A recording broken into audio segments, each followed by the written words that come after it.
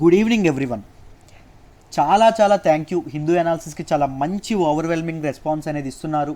Right, thank you so much for all the appreciation and UPSC aspirants అందరికీ నిజంగా చాలా thank you. And మనం UPSC before starting today's session let me request you to like and share our channel అండి. మన videos మీ Hindu analysis మీ ఫ్రెండ్స్కి ఉపయోగపడుతుందంటే share చేయండి, వీడియోస్ని like చేయండి, మీ ఒపీనియన్ని కామెంట్ కూడా చేయండి అమ్మా. ఓకేనా? Right, before starting today's session let me explain UPSC current affairs course to you. UPSC current affairs course గురించి మాట్లాడదాం. యూపీఎస్సీ కరెంట్ అఫైర్స్ కోర్సులో ఏమొస్తాయి ఏంటి అసలు ఇది చెప్పి మనం మాట్లాడుకుందాం. మనకి తెలుసు యూపీఎస్సీలో ప్రిలిమ్స్ మొన్న మీరు ఎప్పుడు చూసుకున్నా కరెంట్ అఫైర్స్ అనేది ఆల్మోస్ట్ 30-40% వెయిటేజ్ కరెంట్ అఫైర్స్కి ఉండడం అనేది జరుగుతుంది. దాంతోపాటు స్టాటిక్ సిలబస్ క్వశ్చన్స్ కూడా కరెంట్ అఫైర్స్కి లింక్ చేసి అడగడం అనేది జరుగుతుంది. So current affairs play very important role in UPSC preparation. Current affairs అంత గట్టిగా చాలామందికి అర్థం కూడా కావు. నోట్స్ ఎలా ప్రిపేర్ చేసుకోవాలి, ఏనా హిందూ అనేది ఎలా చదవాలి, వేరే పేపర్స్ ఎలా చదవాలి, వేరే రిసోర్సెస్ ఎలా చదవాలి, ఇలా చాలా కన్ఫ్యూజన్స్ ఉంటాయి. సో అందుకోసం అని చెప్పి మీకోసం అద్భుతమైన కోర్స్ ఒకటి లాంచ్ చేస్తున్నాం. అది prelims MCQs UPSC current affairs course అండి. దీనిలో మీకు ఏమొస్తాయో చెప్తాను. ఫస్ట్ వచ్చేది ఏంటి అంటే డీటెయిల్డ్ హిందూ అనాలిసిస్ అనేది వస్తుంది. ఆల్మోస్ట్ ఎవ్రీ ఆర్టికల్ కవర్ అయ్యి ఇంపార్టెంట్ ఆర్టికల్ సిలబస్ కవర్ అయిన ఎవ్రీ ఆర్టికల్ అనేది కవర్ అవుతుంది. సెకండ్ ఏమొస్తుంది అంటే ప్రిలిమ్స్ ఎంసీక్యూస్ సెషన్ అనేది ఎంసీక్యూస్ సెషన్స్ అనేవి రావడం అవుతాయి. వీక్లీ 4 సెషన్స్ కండక్ట్ చేస్తాం. ఒకటి Tuesday, Thursday, Saturday. Every prelims సెషన్స్లోనూ 20-25 క్వశ్చన్స్ అనేవి డిస్కస్ చేయడం అనేది జరుగుతుంది. 20-25 క్వశ్చన్స్ అంటే ఒక్కొక్క దానికి 4 ఆప్షన్స్ వేసుకుంటే 100 కాన్సెప్ట్స్. 100 కొన్ని వద్దులేండి, ఒక్క 60 వేసుకోండి. అట్లీస్ట్ 60 కాన్సెప్ట్స్ మీద per day. Right, every alternate day మీకు కంప్లీట్ పట్టు తెప్పిస్తాను. ఇప్పుడు ఎలా బేసిక్స్ నుంచి చెప్తున్నానో అలా మీకు బేసిక్స్ నుంచి చెప్పడం అనేది జరుగుతుంది. ఫ్రమ్ వెరీ పునాదుల నుంచి లోతుల నుంచి మొదలుపెట్టి పూర్తి అడ్వాన్స్డ్ లెవెల్ వరకు మిమ్మల్ని కరెంట్ అఫైర్స్లో నేను తీసుకెళ్తాను. దాంతోపాటు వీక్లీ ఒక session, Sunday every session mains question మీద ఉంటుంది. సండే ఇంపార్టెంట్ కరెంట్ అఫైర్స్ సంబంధించినటువంటి మెయిన్స్ క్వశ్చన్స్ గురించి ఒక 2-3 క్వశ్చన్స్ డిస్కస్ అనేది చేస్తాం. వెరీ ఇంపార్టెంట్ థింగ్ ఏంటంటే హిందూ అనాలిసిస్లో ఉన్న డౌట్స్ అనేవి మీరు ఈ లైవ్ సెషన్లో నాకు అడగచ్చు. కంప్లీట్గా వాటి మీద మీరు పట్టు సాధించవచ్చు. మీరు మాస్టర్స్ అవ్వచ్చు కరెంట్ అఫైర్స్లో నాతో పాటు మీరు వర్క్ చేస్తే. రైట్, ఇది లైఫ్ టైం వ్యాలిడిటీతో వస్తున్నటువంటి కోర్స్ అండి. కరెంట్ అఫైర్స్ ఒక్కసారి మీరు జాయిన్ అయితే లైఫ్ టైం వ్యాలిడిటీ ఇస్తున్నాం. ఒక్కసారి జాయిన్ అవ్వండి చాలు. మీరు ఎన్నాళ్ళు ప్రిపేర్ అయితే అన్నాళ్ళు మీకు లైఫ్ టైం వ్యాలిడిటీతో వస్తుంది. October 12th అంటే రేపటిలోగా జాయిన్ అయితే మీకు 5,000కే ఇస్తున్నాము లైఫ్ టైం వ్యాలిడిటీతో. October 13 నుంచి 7,000గా ఫీజు రివైజ్ చేస్తున్నామండి. సో ఈ అవకాశాన్ని ఉపయోగించుకోండి. అద్భుతమైన అవకాశం మీకు వచ్చేది. చాలా అద్భుతమైన కోర్సు, ఆలోచించండి. రైట్, ఏమైనా మీకు ఈ కోర్స్ గురించి ఇంకా దీనిగా తెలుసుకోవాలంటే ఇది నా నెంబర్ అండి, స్వయానా నా నెంబర్కైనా చేయొచ్చు, లేకపోతే ఇది ప్రశాంతి మేడం నెంబర్, ప్రశాంతి మేడంకైనా మీరు ఫోన్ చేయొచ్చు. ఫోన్ చేసి ఈ కోర్స్ గురించి డిస్కషన్ అని చేయొచ్చు. లేకపోతే నన్ను అడగండి, నాకు ఒకసారి వాట్సాప్లో మెసేజ్ పెట్టండి, లేకపోతే నాకు ఫోన్ చేయండి, డైరెక్ట్గా మనం మాట్లాడదాం, కోర్స్ గురించి డీటెయిల్గా మాట్లాడదాం. లైఫ్ టైం వ్యాలిడిటీతో వస్తున్న కోర్సు, ఒక్కసారి జాయిన్ అయితే చాలు కంప్లీట్ కరెంట్ అఫైర్స్లో మిమ్మల్ని మాస్టర్ చేయించే, మీరు ఆల్మోస్ట్ మెజారిటీ ఆఫ్ క్వశ్చన్స్ని మీరు అటెంప్ట్ చేసేలా, మెజారిటీ ఆఫ్ క్వశ్చన్స్ మీరు ఆన్సర్ చేసేలాగా చేసే బాధ్యత నాది. సో నేను తీసుకుంటాను కంప్లీట్గా. నాతో వర్క్ చేయడానికి మీరు రెడీగా ఉంటే లెట్స్ బిగిన్ ఇట్. ఓకేనా? సో ఈరోజు హిందూ అనాలిసిస్లోకి వెళ్దాం. Let's move to the first article of today's Hindu session. ఈరోజు మనం మాట్లాడుకోబోయే first article, follow SOP in crimes against women. Crimes against women, దీన్ని మనం సిలబస్ పాయింట్ ఆఫ్ వ్యూలో దేనిలో మాట్లాడుకుంటామండి? సిలబస్ పాయింట్ ఆఫ్ వ్యూలో సోషల్ ఇష్యూస్ జిఎస్ పేపర్ 1లో మనం మాట్లాడుకోవడం అనేది జరుగుతుంది. రైట్, జాగ్రత్తగా చూడండి.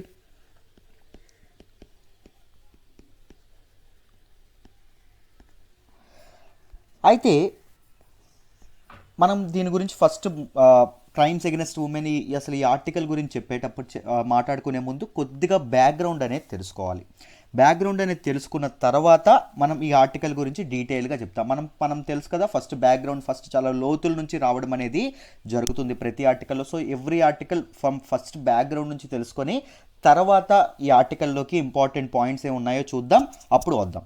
అయితే చూడండి, 2018లో మీకు ఒక గమ్మత్తైన విషయం అనేది చెప్తాను. 2018లో 2018లో ఒక ఇంటర్నేషనల్ ఆర్గనైజేషన్ అయినటువంటి రైట్ థామ్సన్ రోటర్స్ ఫౌండేషన్ అనేది ఏం చెప్పింది అంటే, ఇండియా ఏదైతే కంట్రీ ఉందో, భారతదేశం ఏదైతే ఉందో, it is world's most dangerous country for women అని చెప్పడం అనేది జరిగింది.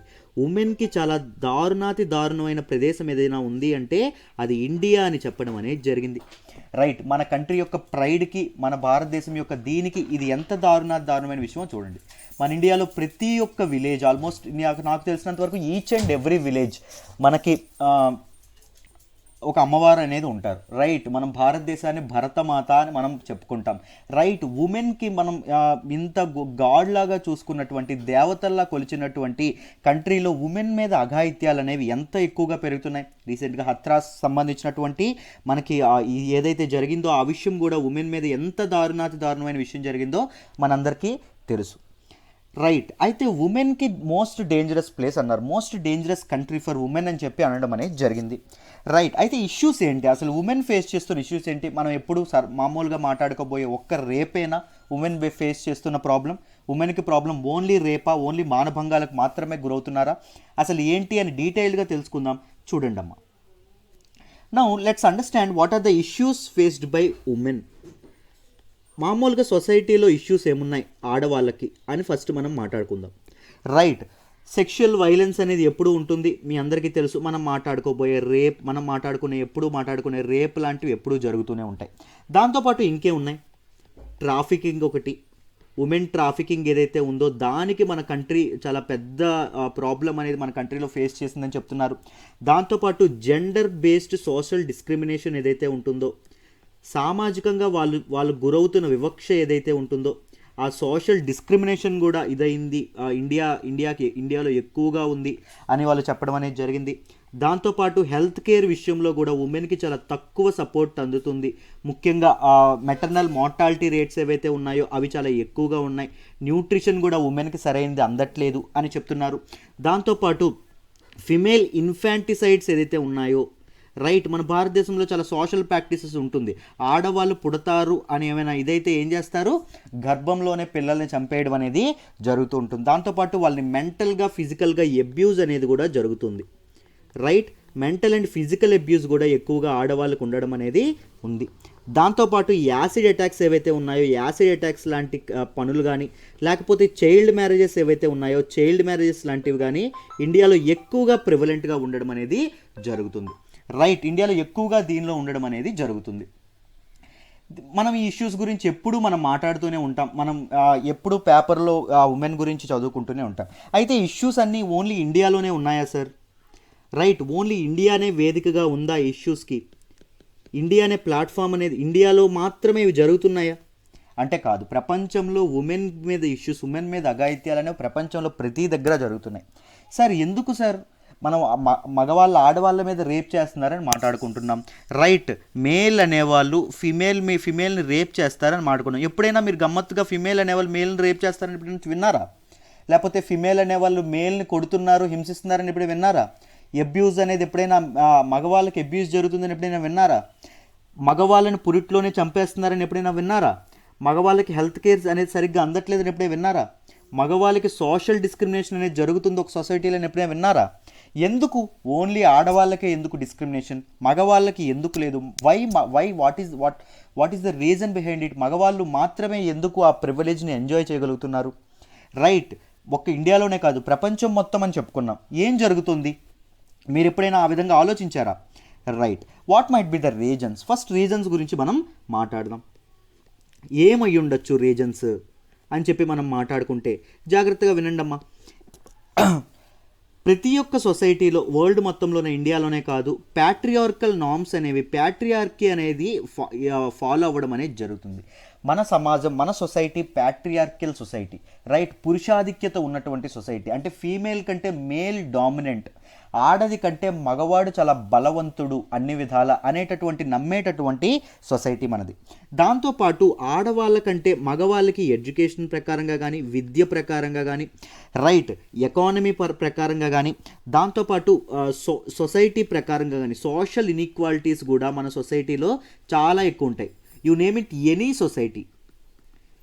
ప్రపంచంలో ఎక్కడ ఏ కంట్రీకి మీరు వెళ్ళినా, ఎంత మంచి డెమోక్రసీ, ఎంత ఈక్వాలిటీ ఫామ్ అయినా ఆడవాళ్ళ కంటే మగవాళ్ళు ఒక మెట్టు పైనే ఉంటారు అనే భావన అనేది ఉండడం అనేది జరిగింది. రైట్, తర్వాత గురించి మాట్లాడదాం. ఇంకేం ఉండొచ్చు? అన్సిమెట్రికల్ సెక్స్ రేషియో ఏదైతే ఉందో, రైట్, అంటే స్క్యూడ్ సెక్స్ రేషియో అంటాం, అన్సిమెట్రికల్ సెక్స్ రేషియో అంటాం. అంటే మనకి ఆడవాళ్ళ కంటే మగవాళ్ళ పాపులేషన్ అనేది ఎక్కువగా ఉండడం సొసైటీలో అనేది కూడా ఒక ఇది అనేది కూడా జరుగుతుంది.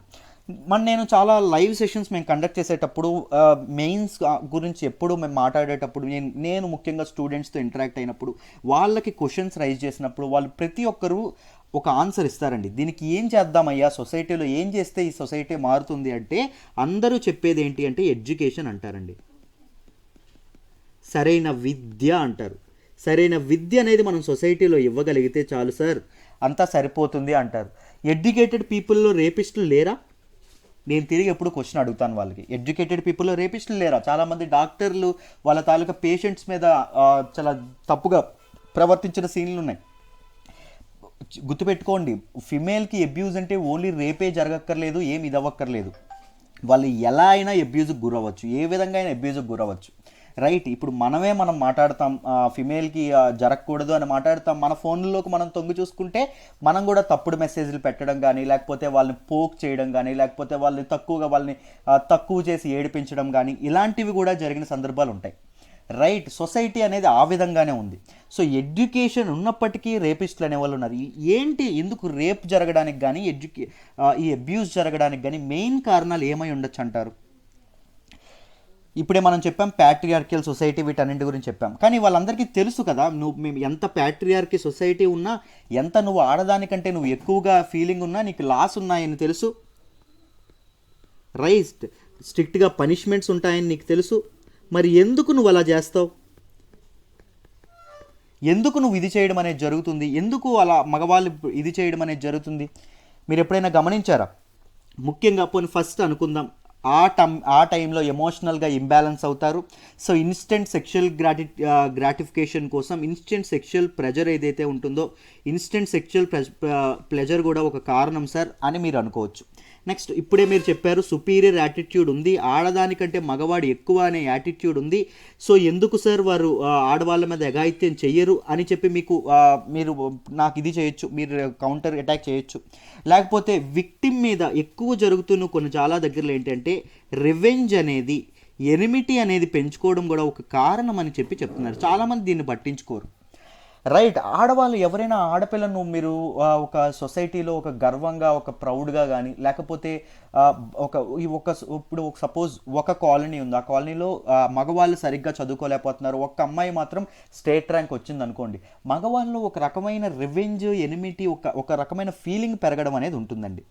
రైట్, ఒక ఇది ఉండడం అనేది జరుగుతుంది. దాంతోపాటు సెక్షువాలిటీ గురించి హెల్దీ కాన్వర్జేషన్స్ అనేవి జనాల్లో ఉండవు, మీరు ఎప్పుడైనా గమనిస్తే. రైట్, దీని ప్రకారంగా కూడా ఇదవ్వడం అనేది జరుగుతుంది.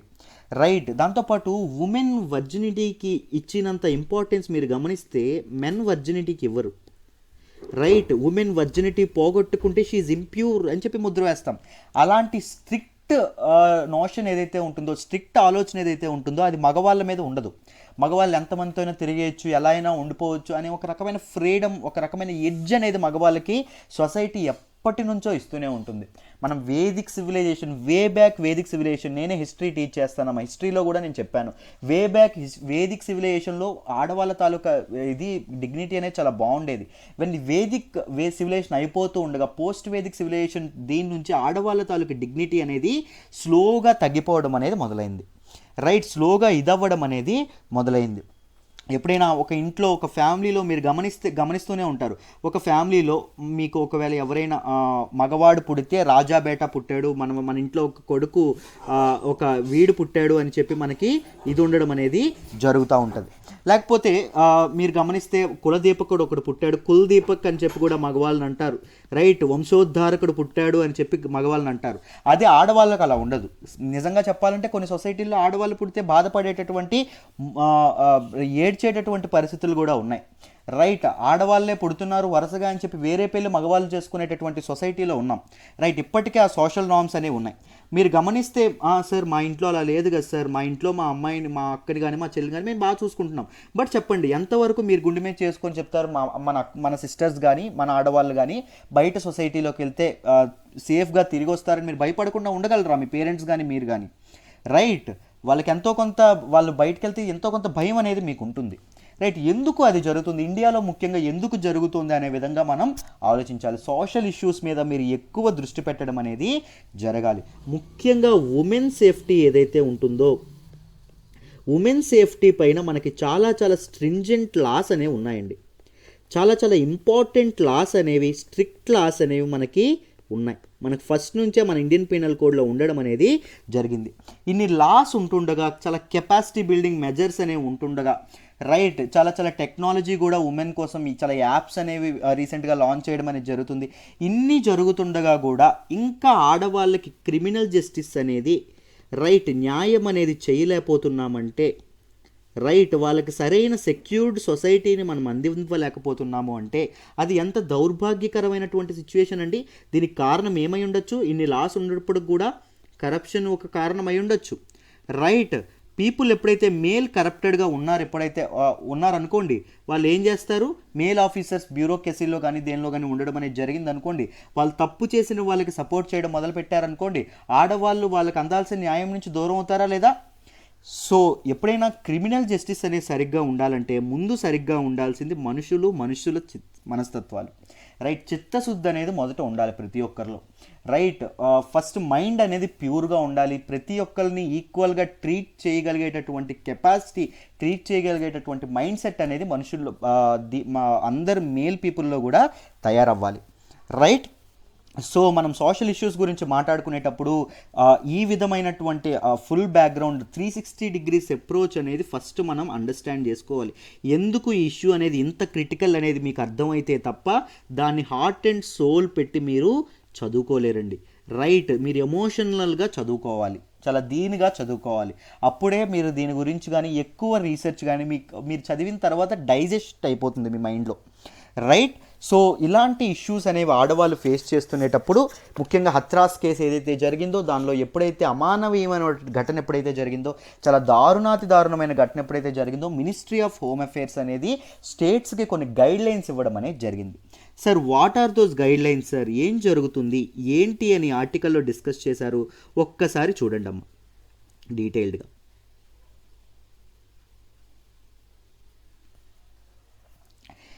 Right, ministry of home affairs ఏం చెప్పడం జరిగింది అంటే, మ్యాండేటరీ యాక్షన్ అనేవాళ్ళు పోలీసులు తీసుకోవాలి, తప్పకుండా ఎఫ్ఐఆర్ అనేది నమోదు చేయాలి. మ్యాండేటరీ యాక్షన్ అనేది తప్పకుండా ఉమెన్ మీద జరిగిన అఘాయిత్యాల మీద మ్యాండేటరీ యాక్షన్ అనేది తప్పకుండా తీసుకోవాలి అని చెప్పి మినిస్ట్రీ ఆఫ్ హోమ్ అఫేర్స్ చెప్పడం అనేది జరిగిందండి.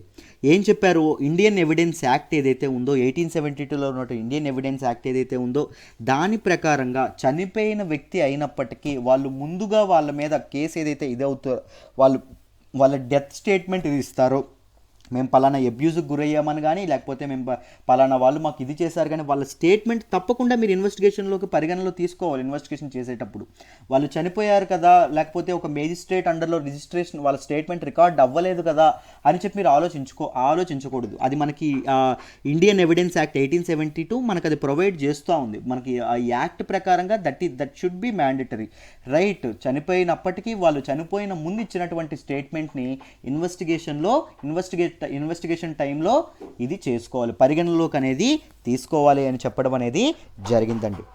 ఇప్పుడు దీని గురించి మనం డీటెయిల్డ్గా మాట్లాడదాం. ఒక్కసారి మొత్తం ఆర్టికల్లో ఏమేం చెప్పారో మీకు క్లియర్గా ఎక్స్ప్లెయిన్ చేస్తాను, చూడండి అమ్మా. మినిస్ట్రీ ఆఫ్ హోమ్ అఫేర్స్ అనేది ఈ స్టేట్స్కి ఏమి ఇవ్వడం జరిగింది అంటే, వాట్ ఆర్ ద రికమెండేషన్స్ ఏం చేసింది, ఏం అడ్వైజెస్ ఇచ్చింది అంటే, ఇండియన్ ఎవిడెన్స్ యాక్ట్ ఏదైతే ఉందో ఇండియన్ ఎవిడెన్స్ యాక్ట్ 1872లో ఉన్న విధంగా,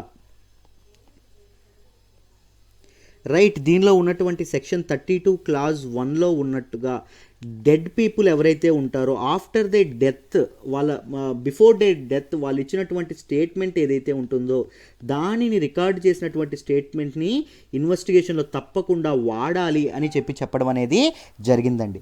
దాంతోపాటు ఈ విషయంలో రీసెంట్గా మనకు న్యూస్లో కూడా వచ్చింది 118 సెక్షన్ 118 ఏం చెప్తుందో ఇండియన్ ఎవిడెన్స్ యాక్ట్లోంచి, రైట్, విట్నెస్కి ఎవరైతే విట్నెస్ ఉంటారో విట్నెస్కి మినిమం ఏజ్ లేదు అని చెప్పడం అనేది ఈ యాక్ట్ చెప్పడం అనేది జరుగుతుంది. ముఖ్యంగా సెక్షువల్ అబ్యూజ్ ఏదైతే ఉందో దానిలో ఉన్నటువంటి విట్నెస్కి మినిమం 3 years ఓల్డ్ ఉంటే సరిపోతుంది, రైట్ అని చెప్పడం కూడా జరిగింది. Section 173 of code of criminal procedure గురించి కూడా మాట్లాడడం అనేది జరిగింది.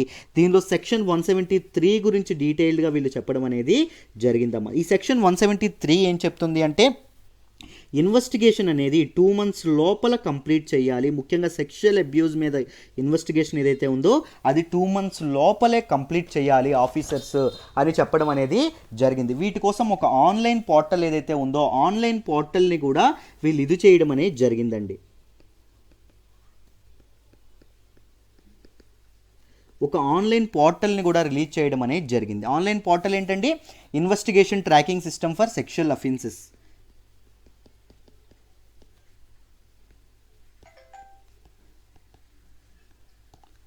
సెక్షువల్ అఫెన్సెస్ ఏదైతే ఉందో ఆన్లైన్ పోర్టల్ ఏదైతే ఉందో దానిని కూడా ఎన్ఫోర్స్మెంట్ వాళ్ళు యూజ్ చేసుకోవచ్చు అని చెప్పడం అనేది జరిగింది. దాంతోపాటు 0 FIR సిస్టమ్ను కూడా వీళ్ళు ఇది చేయడం అనేది జరిగిందండి. 0 FIR అంటే మీకు తెలిసే ఉంటుంది, రైట్, పోలీస్ స్టేషన్ పరిధిలో లేనటువంటి ఇష్యూస్, ఒక పోలీస్ స్టేషన్ పరిధిలో లేనటువంటి ఇష్యూస్ని కూడా ఒక పోలీస్ స్టేషన్లో కంప్లైంట్ ఇస్తే ఆ కంప్లైంట్ని తీసుకోవాలి. ముఖ్యంగా ఉమెన్ మీద ఏమైనా ఇది జరిగితే అవి తప్పకుండా తీసుకోవాలి. కంపల్సరీ FIR అనేది నమోదు చేయాలి. ఏ టైంలో కంపల్సరీ FIR నమోదు చేయాలండి? కాగ్నిజబుల్ అఫెన్సెస్ ఏవైతే ఉంటాయో, బయటకు కనబడుతున్నటువంటి ప్రూవ్డ్ అయినటువంటి అఫెన్సెస్ ఏవైతే ఉంటాయో తప్పకుండా FIR అనేది నమోదు చేయాలి అని చెప్పడం అనేది జరిగింది. దాంతోపాటు Indian IPC section 166A class C ప్రకారంగా ఏం చెప్పారు అంటే ఒక పబ్లిక్ సర్వెంట్ FIR నమోదు చేయడంలో కానీ యాక్షన్ తీసుకోవడంలో కానీ ఫెయిల్ అయ్యారు అనుకోండి, ఇన్ కేసు ఆయనకు కూడా పనిష్మెంట్ ఇవ్వాలి. ఒక పబ్లిక్ సర్వెంట్కి కూడా పనిషబుల్ అని చెప్పి ఆర్టికల్లో చెప్పడం అనేది జరిగింది. దాంతోపాటు section 164A, right, code of criminal ప్రొసీజర్లోని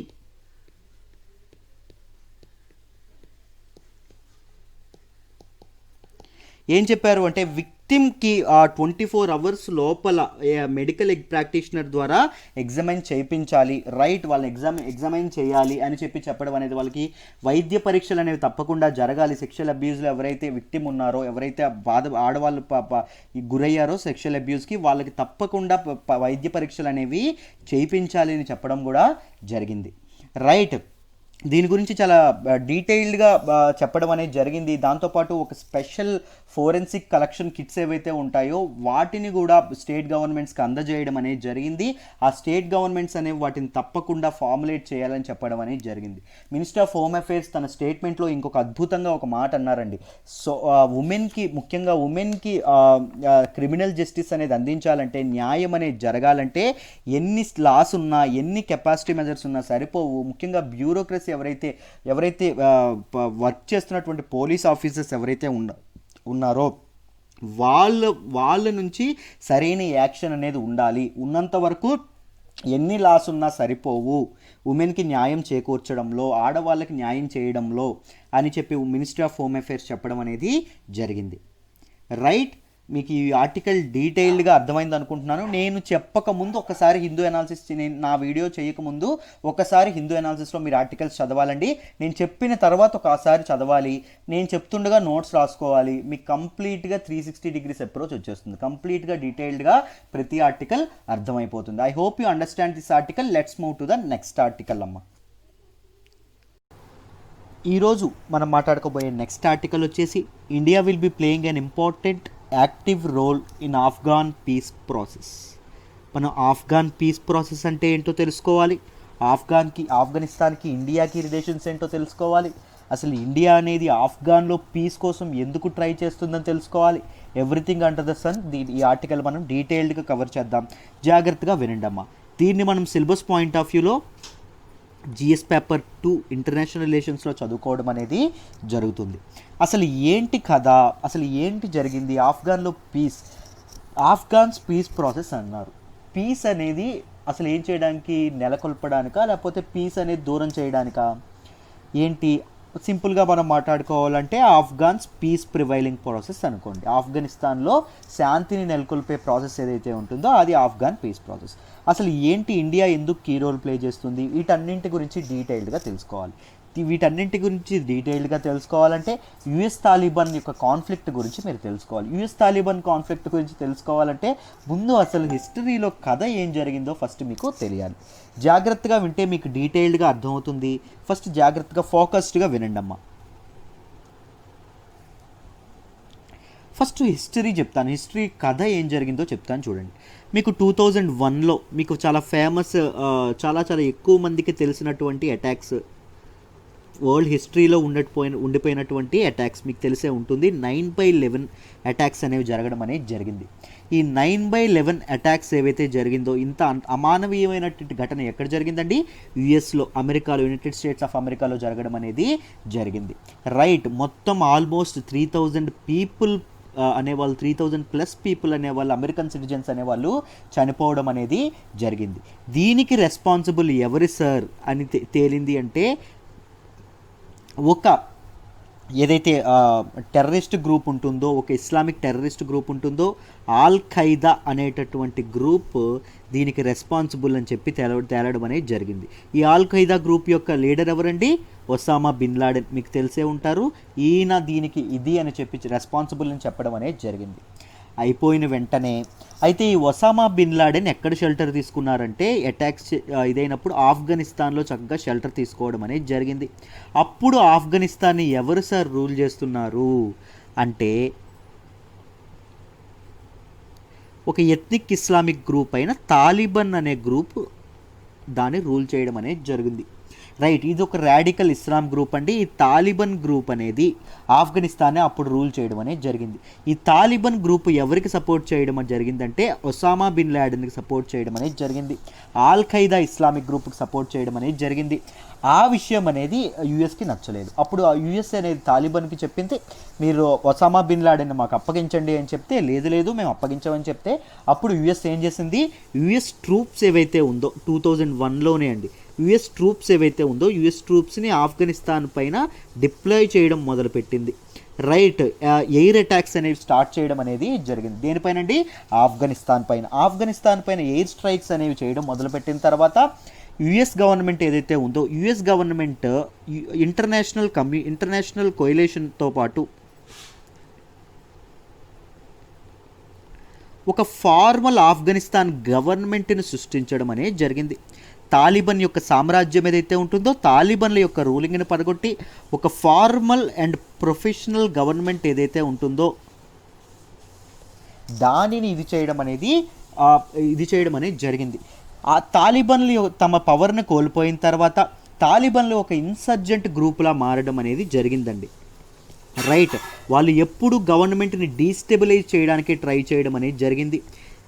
they became N insurgent group and they always try to destabilise the government. అప్పుడు గవర్నమెంట్ ఏదైతే ఉందో దాన్ని ఎప్పుడు డీస్టెబిలైజ్ చేయడానికి, రైట్, దాన్ని ఎప్పుడు పడగొడదామా అని తాలిబాన్ ఆబ్జెక్టివ్గా పెట్టుకొని ఉండడం అనేది జరిగింది. దాంతోపాటు కంటిన్యూ డెడ్లీ అటాక్స్ ఏవైతే ఉన్నాయో, డెడ్లీ అటాక్స్ కూడా, విపరీతమైనటువంటి అటాక్స్ కూడా ఇది చేయడం అనేది జరిగింది. రైట్, దీనివల్ల చాలామంది ఓవర్ ద ఇయర్స్ 2001 నుంచి 2020 ఆల్మోస్ట్ 18 to 19 ఇయర్స్గా ఎంతోమంది సివిలియన్స్ అనేవాళ్ళు చనిపోయారండి. ఎంతోమంది అమాయక ప్రజలు అనేవాళ్ళు చనిపోయారు. ఎంతో సివిలియన్ క్యాజువాలిటీస్ ఎంతోమందిని ఆఫ్ఘనిస్తాన్ చూడడం అనేది జరిగింది. ఆఫ్ఘనిస్తాన్లో అన్రెస్ట్ అనేది, అశాంతి అనేది పేరుకుపోవడం అనేది జరిగిందండి. రైట్, ప్రజలందరూ చాలా ఇబ్బందుల్లో ఉండడం అనేది జరిగింది. రైట్, ఎవరెవరికి ఇది జరుగుతోందండి? ఇప్పటి వరకు నేను చెప్పింది మీకు అర్థమైందని అనుకుంటున్నాను. తాలిబాన్ ఒక పక్క ఉంది, ఇంకొక పక్కన ఎవరున్నారు? Afghan government plus US troops కలిపి ఇది జరగడం అనేది జరుగుతుంది. రైట్. అయితే ఏం జరిగింది అంటే మొన్న ఫిబ్రవరిలో ఏం జరిగింది అంటే యుఎస్ గవర్నమెంట్ అనేది తాలిబాన్తో ఒక పీస్ డీల్ చేసుకోవడం అనేది జరిగిందండి. ఒక పీస్ డీల్ అనేది జరిగింది. ఈ పీస్ డీల్లో భాగంగా ఏం డిసైడ్ చేశారు అంటే ట్రంప్ ఏం చెప్పారు అంటే యుఎస్ ట్రూప్స్ని మేము ఏవైతే ఉన్నాయో మేము దశల వారీగా యుఎస్ ట్రూప్స్ని మేము వెనక్కి తెచ్చేస్తాము. రైట్. ఆఫ్ఘనిస్తాన్లో ఇప్పటి వరకు జరిగిన అటాక్స్ చాలు, ఆఫ్ఘనిస్తాన్లో పీస్ శాంతి నెలకొల్పడానికి ప్రయత్నిద్దాం. సో నేనేం చేస్తాను అంటే యుఎస్ ట్రూప్స్ని వెనక్కి పిలిపిస్తానే ఉంటాను. అప్పటి నుంచి 2001 నుంచి యుఎస్ ట్రూప్స్ ఆఫ్ఘనిస్తాన్లో ఉండడం, ఆఫ్ఘనిస్తాన్ మీద అటాక్స్ జరగడం అనేది జరుగుతుంది. తాలిబాన్ పీపుల్ మీద అటాక్ జరగడం అనేది జరుగుతుంది. తాలిబాన్లు కూడా అంతే స్ట్రాంగ్గా యుఎస్ మీద ఆఫ్ఘనిస్తాన్ గవర్నమెంట్ని డీస్టెబిలైజ్ చేయడానికి ప్రయత్నాలు చేస్తుండడం అనేది జరుగుతుంది. మొన్న ఫిబ్రవరి 2020లో ఆల్మోస్ట్ 18 to 19 years ఒక దారుణమైన ఒక సివియర్ ప్రొటెస్టుల తర్వాత అంటే ఒక దారుణమైన అటాక్స్, ఒక వార్ తర్వాత, రైట్, ఒక అశాంతి తర్వాత యుఎస్ గవర్నమెంట్ అనేది తాలిబాన్ దగ్గరికి వచ్చి శాంతి ఫైనల్గా నెలకొల్పుదాం, పీస్ అనేది ప్రివైల్ చేద్దాం ఆఫ్ఘనిస్తాన్లో, మేము వెళ్ళిపోతాం. ఎక్కడి నుంచి వెళ్ళిపోతాం? ఆఫ్ఘనిస్తాన్ నుంచి యుఎస్ ట్రూప్స్ని మేము విత్డ్రా చేసుకుంటాం.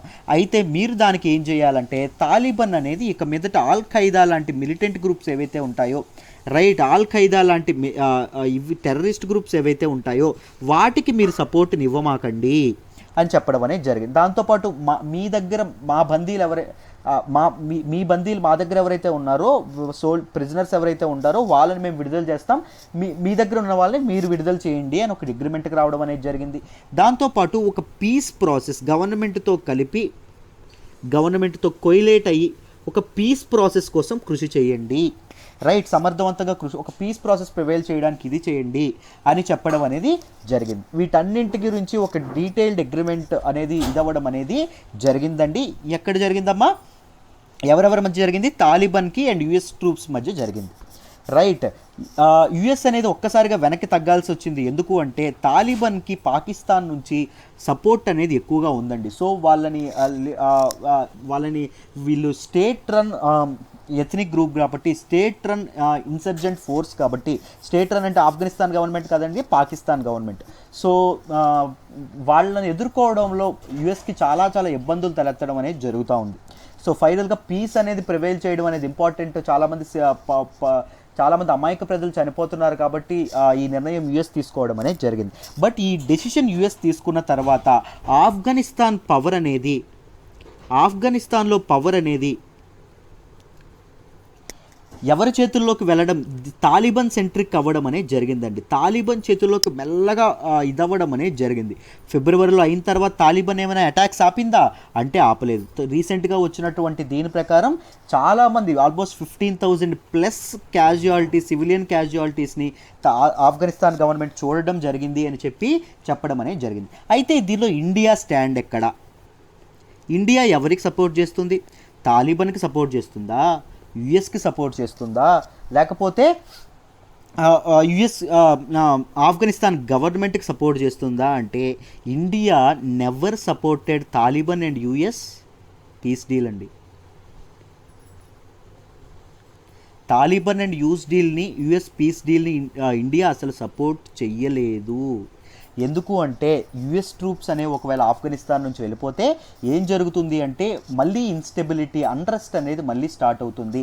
ఇవి టెర్రరిస్ట్ గ్రూప్స్ కాబట్టి అవి గవర్నమెంట్ని పడగొట్టేసి ప్రతి ఒక్కదాన్ని తన ఆధిపత్యంలోకి తెచ్చుకోవాలనుకుంటాయి అని ఇండియా గవర్నమెంట్ ఆలోచించడం అనేది జరిగింది. ఇండియా గవర్నమెంట్ దేనికి సపోర్ట్ చేస్తుంది అంటే ప్రజెంట్ ఆఫ్ఘనిస్తాన్లో ఉన్నటువంటి గవర్నమెంట్ ఏదైతే ఉంటుందో, రైట్, అష్రఫ్ గనీ గవర్నమెంట్ ఏదైతే ఉంటుందో దానికి సపోర్ట్ చేయడం అనేది జరుగుతుంది ఇండియా.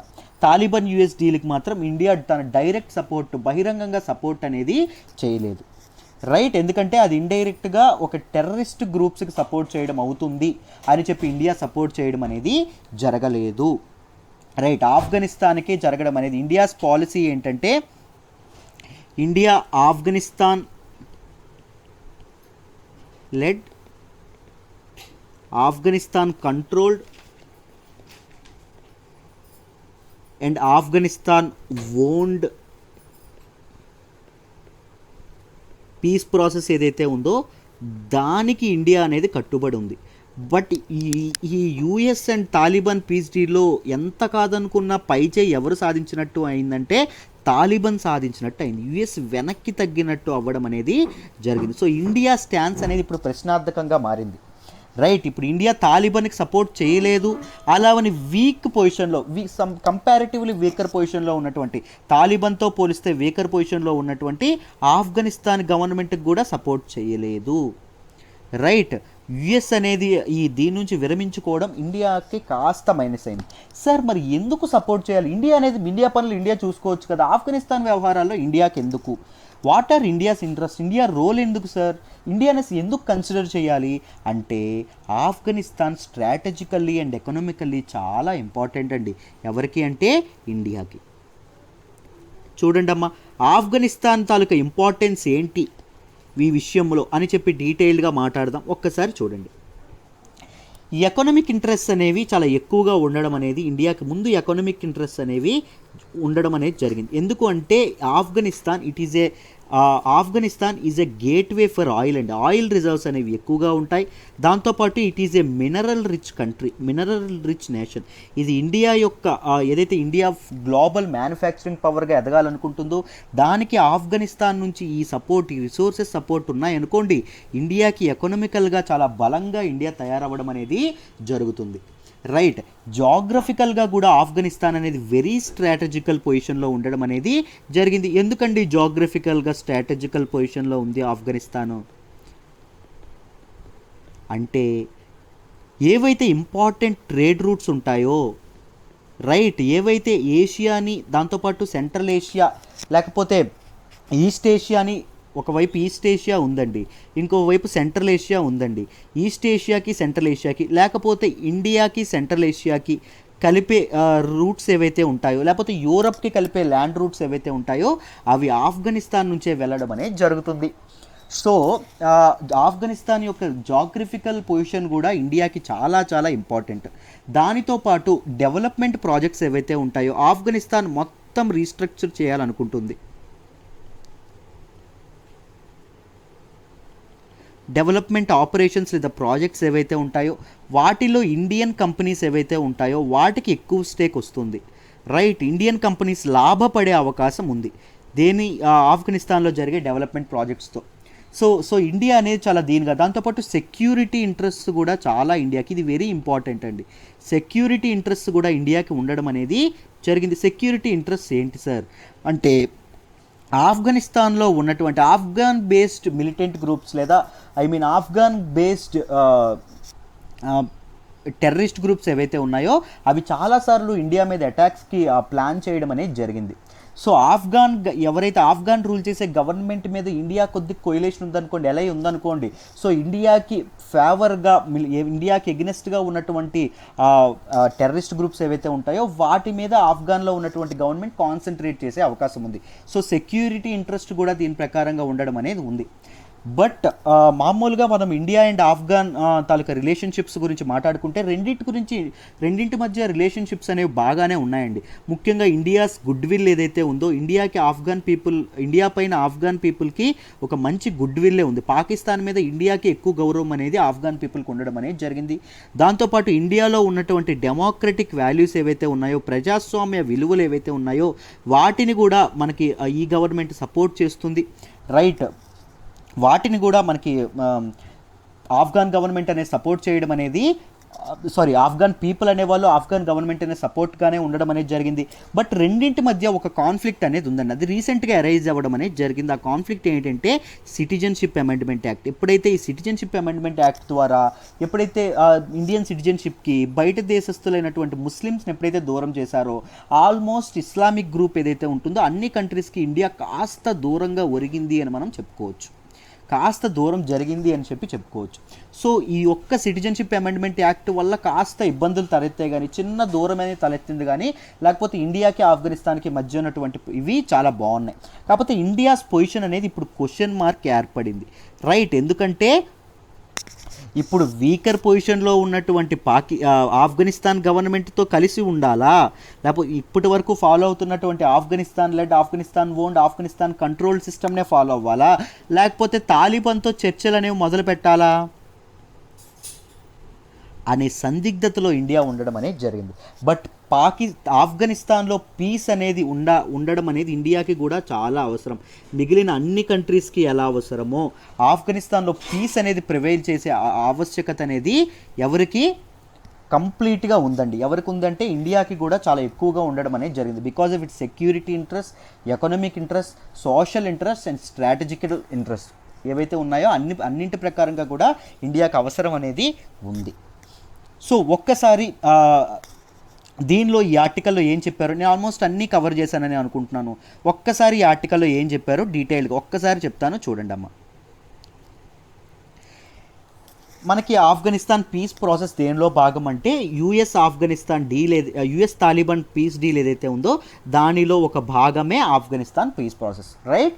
ట్రూప్స్ అన్ని ఇదైన తర్వాత ఒక ఆఫ్ఘనిస్తాన్లో పీస్ని నెలకొల్పేటందుకు ఒక పీస్ ప్రాసెస్ అనేది ఇది చేయాలి అని చెప్పి నిర్ణయం అనేది తీసుకున్నారు. ఈ పీస్ ప్రాసెస్లో ఆఫ్ఘనిస్తాన్ గవర్నమెంట్ నుంచి మాట్లాడడానికి ఎవరు అంటే నేషనల్ రీకన్సిలేషన్ ఏదైతే కౌన్సిల్ ఫర్ నేషనల్ రీకన్సిలేషన్ ఏదైతే ఉందో, అంటే ఆఫ్ఘనిస్తాన్ గవర్నమెంట్కి తాలిబాన్లకి మధ్య సయోధ్య, ఆఫ్ఘనిస్తాన్ గవర్నమెంట్కి తాలిబాన్ల మధ్య రీకన్సిలేషన్ అంటే సయోధ్య అని అర్థం. అంటే రెండింటి మధ్య ఫ్రెండ్షిప్, ఒక ఎల్ఐ ఒక ఈక్వల్ కన్సైన్స్ అనేది కల్పించడానికి ఫార్ములేట్ చేసిందే. ఆఫ్ఘనిస్తాన్ గవర్నమెంట్ గురించి మాట్లాడేది ఎవరు? ఆఫ్ఘనిస్తాన్ గవర్నమెంట్ తరపున మాట్లాడేది high council for national reconciliation. ఓకేనా, వీళ్ళు మాట్లాడడం అనేది జరుగుతుంది, రైట్. దాని తాలూకా చైర్మన్ అయినటువంటి అబ్దుల్లా గారి యొక్క ఇది తీసుకోవడం అనేది జరిగింది. దీని మీద ఇండియా యొక్క స్టాండ్ ఏంటి, ఇండియాకి ఆయన ఆఫ్ఘనిస్తాన్ పీస్ ప్రాసెస్ గురించి ఇది చేయడం అనేది జరిగింది. ఎందుకంటే లాస్ట్ మంత్ జరిగినటువంటి పీస్ ప్రాసెస్ డీల్స్లో ఇండియా ఎక్స్టర్నల్ అఫైర్స్ మినిస్టర్ అయినటువంటి జైశంకర్ కూడా పార్టిసిపేట్ చేయడం అనేది జరిగింది. ఎందుకంటే ఆఫ్ఘనిస్తాన్ పీస్ ప్రాసెస్లో ఆఫ్ఘనిస్తాన్లో పీస్ ప్రివైల్ చేయడం ఇండియాకి చాలా అవసరం అని ఇప్పుడే చెప్పుకున్నాం కదా. సో అది కూడా చేయడం అనేది జరిగింది, ఆయన కూడా పార్టిసిపేట్ అవ్వడం అనేది జరిగింది. సో దాని గురించి ఆయన ఇంటర్వ్యూ అనేది చెప్పడం అనేది జరిగింది. యుఎస్ ట్రూప్స్ ఎప్పటికల్లా వెనక్కి వెళ్ళిపోతున్నాయి, దాని తర్వాత ఏం జరుగుతుంది, నేను ఇప్పటివరకు అన్నీ చెప్పేశాను మీకు ముందు, రైట్. యుఎస్ ట్రూప్స్ అనేవి డిసెంబర్ కల్లా వెళ్ళిపోతాయని చెప్పి ట్రంప్ చెప్పడం అనేది జరిగింది. యాజ్ ఎ పార్ట్ ఆఫ్ ఏదైతే దోహా టాక్స్ ఏవైతే ఉన్నాయో ఆ దోహా టాక్స్లో భాగంగా ఇది ఆఫ్ఘనిస్తాన్ యుఎస్ తాలిబాన్ పీస్ డీల్లో భాగంగా యుఎస్ ట్రూప్స్ వెనక్కి వెళ్ళిపోతున్నాయి. తర్వాత పీస్ని ఎలా ప్రివైల్ చేస్తున్నాం, what will be the mechanism that they will follow to prevail peace in Afghanistan అని చెప్పి డీటెయిల్డ్గా మాట్లాడడం అనేది జరిగింది, right. This is all about this article అండి. మీకు ఈ ఆర్టికల్ డీటెయిల్డ్గా అర్థమైందనే అనుకుంటున్నాను, right. Perfect. Let's move to the next article. మనం మాట్లాడుకోబోయే నెక్స్ట్ ఆర్టికల్ వచ్చేసి Kyrgyzstan bans rallies imposes curfew. అసలు కిర్గిస్తాన్ అనేది ఎక్కడుంది, ర్యాలీస్ ఎందుకు, కర్ఫ్యూ ఏంటి, రీసెంట్గా మనకు న్యూస్లోకి వస్తుంది. దీని గురించి మనం డీటెయిల్డ్గా తెలుసుకోవాలండి. అసలు న్యూస్లోకి వచ్చినటువంటి ఏవైతే ప్లేసెస్ ఏవైతే ఉంటాయో, కంట్రీస్ ఏవైతే ఉంటాయో వాటి గురించి మనం జాగ్రఫికల్ లొకేషన్ ఏంటి, దాంతోపాటు దాని గురించి మనం ఏం నేర్చుకోవాలి అని చెప్పి కంప్లీట్గా మనం డీటెయిల్డ్గా ఇలాంటి విషయాలు తెలుసుకోవాలి, రైట్. అసలు ఫుల్ డీటెయిల్స్ అనేవి దీని గురించి చెప్తాను, ఇష్యూ గురించి జాగ్రత్తగా వినండి. ఫ్రమ్ బేసిక్స్ నుంచి చెప్తాను, జాగ్రత్తగా వినండి అమ్మ. First let us look at the geographical location. ఒకసారి జాగ్రఫికల్ లొకేషన్ చూడండి అమ్మ. మొదట దీని బార్డర్స్ గురించి చూద్దాం. It is a country in Kyrgyzstan is a country in central Asia అండి. సెంట్రల్ ఏషియాలో ఉన్నటువంటి ఒక కంట్రీ. దీనికి నార్త్లో ఉన్నటువంటి కంట్రీ ఏంటి, కజకిస్తాన్. నార్త్లో ఉన్నటువంటి కంట్రీ కజకిస్తాన్ అండి, రైట్. దాంతోపాటు వెస్ట్లో ఉన్నటువంటి కంట్రీ ఏంటి అంటే ఉజ్బెకిస్తాన్,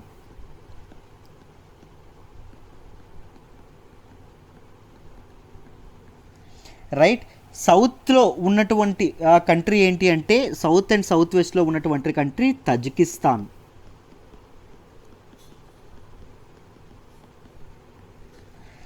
ఈస్ట్లో ఉన్నటువంటి కంట్రీ ఏంటి అంటే చైనా. ఇది సెంట్రల్ ఏషియాలో ఉన్నటువంటి చాలా ఇంపార్టెంట్ కంట్రీ అండి, వెరీ వెరీ ఇంపార్టెంట్ కంట్రీ. ఈ కంట్రీలో ఉన్నటువంటి మెయిన్ సిటీ ఏంటి అంటే capital city and main city ఏంటి అంటే బిష్కేక్. లార్జెస్ట్ సిటీ ఏంటి అంటే బిష్కేక్ అండి, right. It is very very important and main city. Right. అయితే దీనిలో మాట్లాడే లాంగ్వేజ్ ఏంటి, కిర్గిస్తాన్లో మాట్లాడే లాంగ్వేజ్ ఏంటి అంటే రష్యన్ అనేది మాట్లాడతారండి ఇక్కడ. రైట్. అయితే ఇప్పుడు చూడండి, ఈ కంట్రీలో మామూలుగా అసలు కంప్లీట్గా ఫుల్ హిస్టరీ డీటెయిల్డ్గా మాట్లాడదాం, జాగ్రత్తగా వినండి అమ్మా. 31 ఆగస్ట్ 1991లో కిర్గిస్తాన్కి సోవియట్ యూనియన్ నుంచి మాస్కో నుంచి ఇండిపెండెన్స్ డిక్లేర్ చేసుకుందండి Kyrgyzstan declared it independence from Moscow నుంచి ఇండిపెండెన్స్ డిక్లేర్ చేసుకోవడం అనేది ఇదైంది. ఇండిపెండెన్స్ వచ్చిన తర్వాత కిర్గిస్తాన్లో ఉన్నటువంటి ఫామ్ అయినటువంటి గవర్నమెంట్ ఏంటండి, డెమోక్రటిక్ గవర్నమెంట్, ప్రజాస్వామ్య ప్రభుత్వం అనేది స్టార్ట్ అవ్వడం అనేది జరిగింది. ముఖ్యంగా పార్లమెంటరీ రిపబ్లిక్ గవర్నమెంట్ అనేది ఏదైతే ఉంటుందో, మన India type government parliamentary republic government ఏదైతే ఉంటుందో, మన ఇండియా టైప్ ఆఫ్ గవర్నమెంట్ ఇది అవ్వడం అనేది జరిగింది. But this is unitary government అండి. కిర్గిస్తాన్లో ఉన్నటువంటిది యూనిటరీ గవర్నమెంట్, అంటే పవర్ అంతా సెంటర్లోనే ఉంటుంది. మన ఇండియాలో ఉన్నటువంటిది ఏంటి, ఫెడరల్ గవర్నమెంట్. రైట్. మనం ఫెడరల్ స్ట్రక్చర్ అనేది ఫాలో అవ్వడం అనేది జరుగుతుంది. అంటే పవర్స్ అనేవి బోత్ సెంటర్కి స్టేట్కి ఇది అవ్వడం అనేది జరుగుతుంది. కిర్గిస్తాన్ యొక్క మెయిన్ ఎకానమీ గురించి మీరు చూసుకుంటే, main economy central Asian countries, మిగిలిన సెంట్రల్ ఏషియన్ కంట్రీస్ లాగే ఆయిల్, గ్యాస్ అండ్ మైనింగ్ అండి. రిచ్ మినరల్స్ అనేవి ఉండడం కూడా ఇక్కడ జరుగుతూ ఉంది. రైట్. కిర్గిస్తాన్ యొక్క మెయిన్ ఎకానమీ. అయితే తన డెమోక్రటిక్ గవర్నమెంట్ స్టార్ట్ అయింది కానీ 1991 నుంచి, అప్పటి సోవియట్ యూనియన్ ఎప్పుడైతే కోల్డ్ వార్ తర్వాత కూలిపోయిందో, దాని తర్వాత కిర్గిస్తాన్ రావడం అనేది, ఇండిపెండెన్స్ ప్రకటించుకోవడం అనేది జరిగింది. డెమోక్రటిక్ గవర్నమెంట్ అనేది రావడం అనేది జరిగింది. రైట్. అన్నీ చెప్పుకున్నాం. దాంతోపాటు పార్లమెంటరీ రిపబ్లిక్ గవర్నమెంట్ అనేది స్టార్ట్ అయిందని చెప్పుకున్నాం. బట్ ఆ గవర్నమెంట్ స్టార్ట్ అయిన నుంచి చాలా కాన్ఫ్లిక్ట్స్ అనేవి కంట్రీలో రావడం అనేది జరిగిందండి. రైట్. చాలా రివోల్ట్స్ అనేవి కంట్రీలో పెరగడం అనేది జరిగింది. చాలా సందిగ్ధత అనేది, అన్రెస్ట్ అనేది, సోషల్ అన్రెస్ట్ అనేది కంట్రీలో ఉండడం అనేది, పాతుకుపోవడం అనేది జరిగింది. రైట్. చాలాసార్లు ఎందుకంటే ఎప్పుడు మనం ఇలాంటి యంగ్ అండ్ ఇన్ఫాంట్ డెమోక్రసీస్ ఏవైతే ఉంటాయో, రైట్, వాటిలో ఎక్కువగా మనం ఇలాంటి అన్రెస్ట్ అనేది చూడడం అనేది జరుగుతుంది. పీపుల్కి ఉండాల్సిన రైట్స్కి, పీపుల్కి ఇవ్వాల్సిన రైట్స్కి, పొలిటికల్ ఇంట్రెస్ట్కి మధ్య కాన్ఫ్లిక్ట్ అనేది ఏర్పడుతుంది. బికాజ్ ఒక స్ట్రాంగ్ కాన్స్టిట్యూషన్ లేకపోవడం వల్ల. రైట్. డెమోక్రసీలో ఉన్న పీపుల్ ఏం కోరుకుంటారు, స్వేచ్ఛని కోరుకుంటారు, హక్కుల్ని కోరుకుంటారు. పొలిటికల్ లీడర్స్ ఏం కోరుకుంటారు, పవర్ని కోరుకుంటారు. ఈ రెండింటి మధ్య కాన్ఫ్లిక్ట్ అనేది ఏర్పడి డెమోక్రసీలో ఎప్పుడు గవర్నమెంట్, ముఖ్యంగా యంగ్ అండ్ ఇమెచ్యూర్ డెమోక్రసీ ఏవైతే ఉంటాయో వాటిలో ఈ కాన్ఫ్లిక్ట్ వల్ల ప్రభుత్వాలు కూలిపోతూ ఉంటాయి. రైట్. అయితే ఇప్పుడు ఏం జరిగింది సార్, ఇప్పుడు మామూలుగా ఇప్పుడు ప్రొటెస్ట్లు అనేవి ఎందుకు జరుగుతున్నాయి అంటే, ఎలిగేషన్స్ ఓవర్ రిగ్డ్ ఎలక్షన్స్ అండి. రీసెంట్గా కిర్గిస్తాన్లో ఎలక్షన్స్ జరగడం అనేది జరిగింది.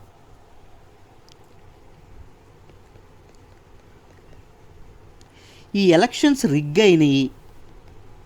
రిగ్గింగ్ అనేది జరిగింది అని చెప్పి ప్రజలు అనేవాళ్ళు, డెమోక్రసీకి ఇబ్బంది అనేది ఏర్పడింది అని చెప్పి ప్రో డెమోక్రటిక్ ప్రొటెస్టర్స్ ఎవరైతే ఉంటారో వాళ్ళు ఇదవ్వడం అనేది జరిగింది. రిగ్గింగ్ ఎలా జరిగింది అంటే, ఈ రిగ్గింగ్లో ఏం చేశారు అంటే, మొత్తం పార్లమెంట్కి వెళ్ళిన పార్టీలు 16 పార్టీలు పోటీ చేశాయండి. 16 పార్టీల్లో ఓన్లీ 4 పార్టీస్ మాత్రమే పార్లమెంట్కి వెళ్ళడానికి అర్హత సాధించాయి. పార్లమెంట్కి వెళ్ళడానికి వీళ్ళ రూలింగ్ ప్రకారం ఒక 7% ఓట్స్ అనేవి థ్రెషోల్డ్ అనేది రీచ్ అవ్వాలి. బట్ అది మనకి సిలబస్ పాయింట్ ఆఫ్ వ్యూలో కిర్గిస్తాన్ ఎలక్షన్స్ గురించి అవసరం లేదు. బట్ ఇష్యూ వినండి, 16 పార్టీల్లో 4 పార్టీలు పార్లమెంట్కి వెళ్ళాయండి. పార్లమెంట్కి వెళ్ళిన 4 పార్టీల్లో 3 పార్టీలు, 3 పార్టీస్ ఇప్పుడు ప్రెసిడెంట్ ఎవరైతే ఉన్నారో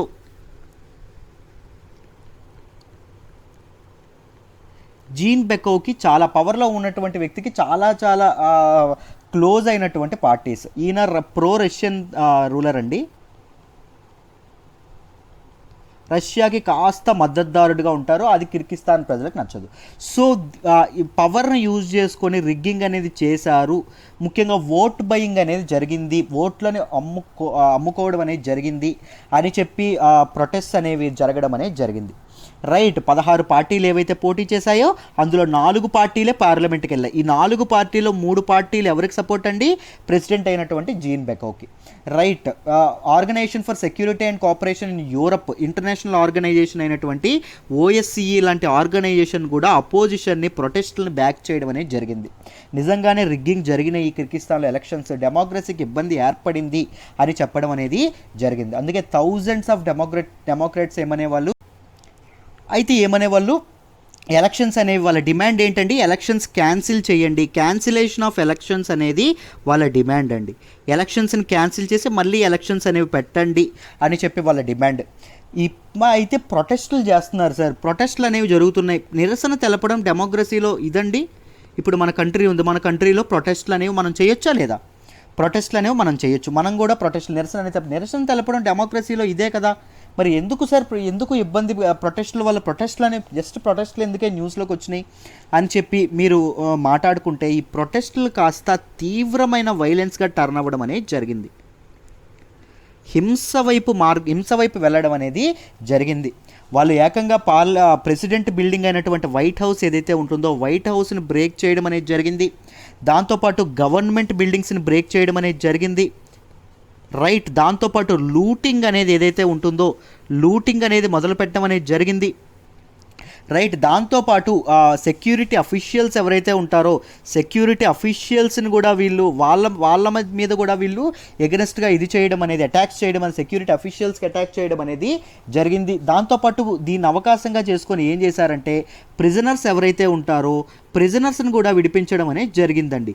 జైల్లో ఉన్నటువంటి ముఖ్యంగా ఎక్స్ లీడర్ ఎవరైతే, పాత లీడర్ ఒక ఆయన ఎవరైతే ఉన్నారో అటంబయేవ్ అని చెప్పి ఒక ఆయన ఉన్నారు, ఎక్స్ ప్రెసిడెంట్. ఈయన్ని కూడా మర్డర్ కేసు వల్ల ఈయన్ని అరెస్ట్ చేయడం అనేది జరిగింది. మర్డర్ ఎలిగేషన్ వల్ల ఈయన్ని కూడా రిలీజ్ చేయడం అనేది జరిగింది. సో ప్రజలు లా అండ్ ఆర్డర్ని వాళ్ళ చేతిలోకి తీసుకోవడం అనేది జరిగింది. రైట్. దాంతోపాటు మాబ్ రూల్ అనేది స్ప్రెడ్ అవుతుంది కంట్రీస్లో. మేయర్స్ అందరినీ కూడా ఇది చేస్తున్నారు, పవర్ నుంచి ఇది చేయడం అనేది జరుగుతుంది. ప్రెసిడెంట్స్ని రిలీజ్ చేయడం అనేది జరుగుతుంది. Gold mines and silver mines, coal mines ఏవైతే ఉంటాయో వీటిని లూట్ చేయడం అనేది, వీటిపైన అటాక్ చేయడం అనేది జరుగుతుంది. రైట్. పూర్తిగా ఒక రకమైన కన్ఫ్యూజన్, ఒక రకమైన అన్రెస్ట్ అనేది.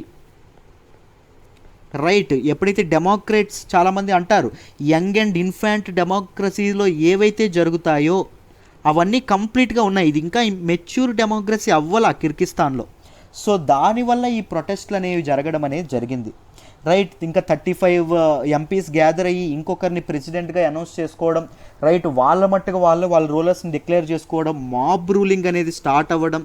ఇంకా పబ్లిక్ సర్వెంట్స్ ఎవరైతే ఉంటారో వాళ్ళని రిజైన్ చేయమని ప్రొటెస్ట్లు, వాళ్ళని రిజైన్ చేయమని చెప్పి వాళ్ళకి ఇవి ప్రెజర్స్ అనేవి రావడం, ఇలాంటివన్నీ జరుగుతూ ఉండడం అనేది జరిగింది. సో ప్రజెంట్ ఏం జరిగింది అంటే ప్రెసిడెంట్ కూడా, ఎవరైతే ఎన్నికైన ప్రెసిడెంట్ కూడా ఎలక్షన్స్ని క్యాన్సిల్ చేద్దాము, కావాలంటే రీఎలక్షన్స్ చేద్దాము, ఇది నిజంగా దారుణమైన పరిస్థితి అని ఆయన చెప్పడం జరిగింది. సో పవర్ వ్యాక్యూమ్ అనేది ఒకటి మొదలవ్వడం అనేది జరిగింది. పవర్ వ్యాక్యూమ్ అనేది ఒకటి క్రియేట్. పవర్ లేకపోతే ఏం జరుగుతుంది? బ్యూరోక్రాట్స్ ఎవరైతే ఉన్నారో, అడ్మినిస్ట్రేటర్స్ ఎవరైతే ఉన్నారో వాళ్ళకి కానీ, సెక్యూరిటీ అఫీషియల్స్ ఎవరైతే ఉన్నారో వాళ్ళకి కానీ వాళ్ళు డిమారలైజ్ అయిపోవడం జరుగుతుంది. పవర్లో ఎవరూ లేరు. సో మాబ్ ఎవరు చెప్తారో, మాబ్ మెంటాలిటీ ఏదైతే ఉంటుందో వాటికి తగినట్టుగా వీళ్ళు కూడా ఇన్ఫ్లుయెన్స్ అయ్యే ప్రమాదం అయితే ఉంది. సో అది నేషనల్ సెక్యూరిటీని, కంప్లీట్ నేషనల్ లా అండ్ ఆర్డర్ని డిస్రప్ట్ చేసే ప్రమాదం అయితే ఉంది. సో దీనికి ఒకే ఒక మార్గం ఏంటి అంటే దీన్ని కంట్రోల్ చేయడానికి పార్లమెంట్లో ఒక ఎక్స్ట్రాడినరీ సెషన్ అనేది ఒకటి పెట్టి ఆ ఎక్స్ట్రాడినరీ సెషన్లో రూలర్స్ అనేవాళ్ళు న్యూ క్యాబినెట్ అనేది స్టార్ట్ చేయాలి, న్యూ క్యాబినెట్ అనేది ఫామ్ చేయాలి. రైట్. అనేటటువంటి ఒక వే ఫార్వర్డ్ అనేది చెప్పడం అనేది జరిగింది. ఇది ముందు ఫస్ట్ టైం జరగడమా సార్ అంటే లేదండి, కిర్గిస్తాన్లో చాలాసార్లు సిన్స్ 2005 నుంచి జరగడం అనేది జరుగుతుంది. 2005లో టులిప్ రెవల్యూషన్ అని చెప్పి ఒక రెవల్యూషన్ జరగడం అనేది జరిగింది. నెక్స్ట్ 2010లో ఏప్రిల్ రెవల్యూషన్ అని చెప్పి ఒక రెవల్యూషన్ అనేది జరగడం అనేది జరిగింది. ఈ రెండు సమయాల్లో కూడా ప్రెసిడెంట్స్ ఎవరైతే ఉంటారో వాళ్ళని పవర్ నుంచి దింపేయడం అనేది జరిగింది. రైట్. ఈ immature and infant democracies, young democracies ఏవైతే ఉంటాయో వాటిలో ఇలాగే జరుగుతుందండి. సింపుల్గా పవర్లో ఉన్నటువంటి రోలర్స్ని ఇది చేయడం అనేది జరుగుతుంది. దాంతోపాటు నెక్స్ట్ ఇప్పుడు 2020లో ఇది ఒక అక్టోబర్ రెవల్యూషన్గా మారే, ఎందుకంటే అక్టోబర్లో జరుగుతుంది కాబట్టి అక్టోబర్ రెవల్యూషన్గా మారే అవకాశం ఉంది అని చెప్పడం అనేది జరుగుతుంది. మొత్తానికి పరిస్థితులు చేయిదాటక ముందుగానే కిర్గిస్తాన్ ఒక క్యాపిటల్లో ఏదైతే ప్రొటెస్ట్లు ఏవైతే ఉన్నాయో, ప్రొటెస్ట్లు ఎవరైతే చేస్తున్నారో వాళ్ళని బ్యాన్స్ అండ్ కర్ఫ్యూస్ అనేవి వాళ్ళపైన విధించి వాళ్ళని కంట్రోల్ చేయడం అనేది జరిగింది అని చెప్పడం అనేది జరిగింది ఈ ఆర్టికల్లో. ఎక్స్ ప్రెసిడెంట్ ఎవరైతే అటంబయేవ్ని ఎవరైతే రిలీజ్ చేశారో ప్రొటెస్టర్స్, ఆయన రీఅరెస్ట్ చేయడం అనేది జరిగింది. రైట్, మళ్ళీ లా అండ్ ఆర్డర్ అనేది చేతిలోకి రావడం అనేది జరిగిందని ఈ ఆర్టికల్ అనేది చెప్పింది. ఈ టర్మాయిల్ అనేది 15 ఏళ్లలో ఇది 3వసారి అని చెప్పడం అనేది జరిగింది. ఫస్ట్ది ఏమని చెప్పుకున్నామండి, తులిప్ రెవల్యూషన్ అని చెప్పుకున్నాం, గుర్తుందా? సెకండ్ రెవల్యూషన్ ఏప్రిల్ రెవల్యూషన్ జరిగిందని చెప్పుకున్నాం, గుర్తుందా? 3వ రెవల్యూషన్, 3వ కాన్ఫ్లిక్ట్, పెద్ద కాన్ఫ్లిక్ట్, అతిపెద్ద కాన్ఫ్లిక్ట్ ఇది. So everything under the sun about Kyrgyzstan revolution, Kyrgyzstan conflict గురించి మీకు అర్థమైంది అనుకుంటున్నాను. Let's move to the next article అమ్మ. మనం మాట్లాడుకోబోయే నెక్స్ట్ ఆర్టికల్ వచ్చేసి జిఎస్ పేపర్ 3 ఎన్విరాన్మెంట్ ఎకాలజీలో దీన్ని మనం మాట్లాడుకుంటామమ్మా. ఓకేనా? అసలు దీనిలో ఏం చెప్పారు అంటే scientist welcome these winged infiltrators అని చెప్పడం అనేది జరిగింది. ఏంటి కొత్త స్పీసీస్ అనేవి మన ఇండియాకి యాడ్ అయినాయి అని చెప్పారు. అవి ఏంటో చూద్దాం, జాగ్రత్తగా చూడండి. క్లియర్గా ఇక్కడ మెన్షన్ చేశారు. పాకిస్తాన్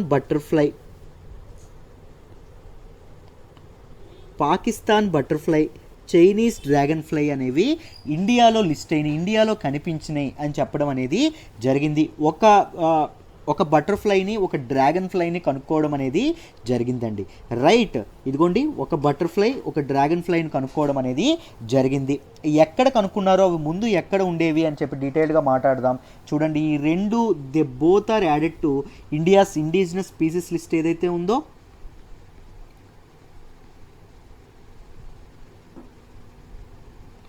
వాటికి యాడ్ అవ్వడం అనేది జరిగింది.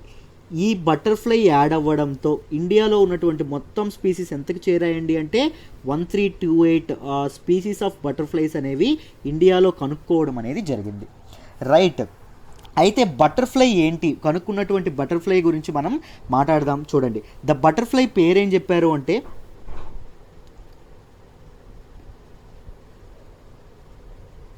స్పియాలియా జిబ్రా అనే దాన్ని కనుక్కున్నారు. ఎక్కడ కనుక్కున్నారంటే దుంగార్పూర్ డిస్ట్రిక్ట్ ఆఫ్ రాజస్థాన్లో కనుక్కోవడం అనేది జరిగింది. ఇది మెయిన్గా ఎక్కడ కనిపిస్తుందంటే పాకిస్తాన్ ఆక్యుపైడ్ కాశ్మీర్ ఏదైతే ఉంటుందో,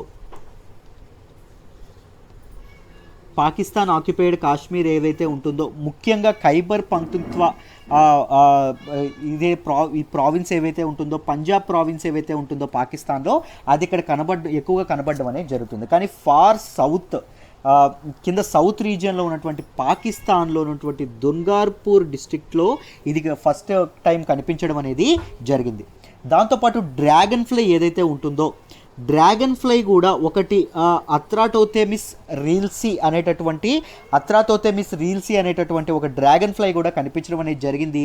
అది ఎక్కడ కనిపించిందంటే అరుణాచల్ ప్రదేశ్లోని నదంఫా ఇదేదైతే ఉంటుందో అక్కడ కనిపించడం జరిగిందని చెప్పారండి. నమ్దాఫా టైగర్ రిజర్వ్ ఏదైతే ఉంటుందో అక్కడ కనిపించడం అనేది జరిగింది. మామూలుగా ఇది జియాంగ్టిక్ పార్క్ ఆఫ్ చైనాస్ గుజు ప్రావిన్స్లో ఎక్కువగా ప్రిడామినెంట్గా కనిపిస్తుంది. అక్కడికి అది ఎక్కువగా కనిపించే ఏరియా నుంచి 1170 కిలోమీటర్స్ వెస్ట్లో అది కనిపించడం అనేది జరిగింది అని మనకు చెప్పడం అనేది జరిగింది.